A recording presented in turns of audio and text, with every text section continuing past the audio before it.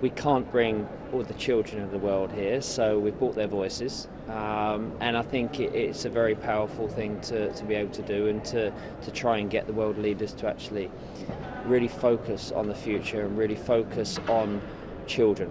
What's to stop world leaders just ignoring your plea to put disadvantaged children at the heart of their policies? Well, there's only so much ignoring you can do, and I think that when you hear children speak and when you see the devastation that's going on around the world and the devastation that is happening around the world to children, I'm a father.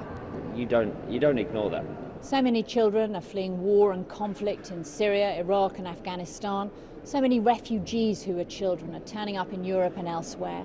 Do you have any plans as a UN Children's Goodwill Ambassador to highlight the plight of these refugee children? One thing I'm not is a politician.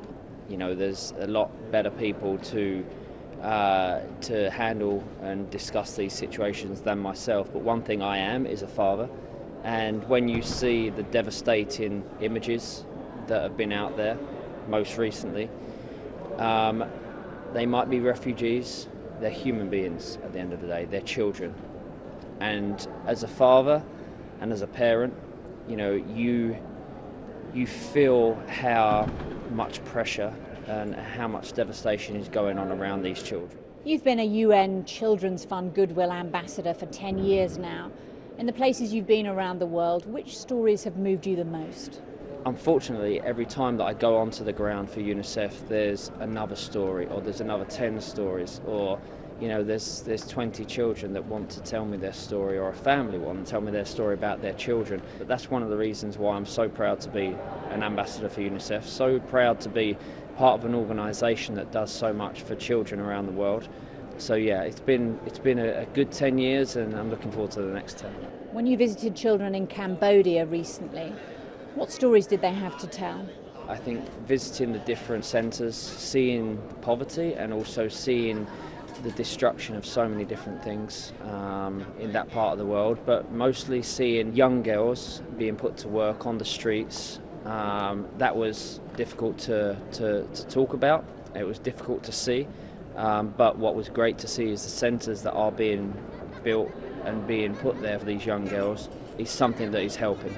What difference can you, David Beckham, with your celebrity, really make to the plight of disadvantaged children around the world? I can shine a light on situations. Thankfully, I have a voice that people want to listen to, even if they are Manchester United fans, Real Madrid fans, England fans. They like to listen to me, and thankfully I have something to say and important to say about UNICEF.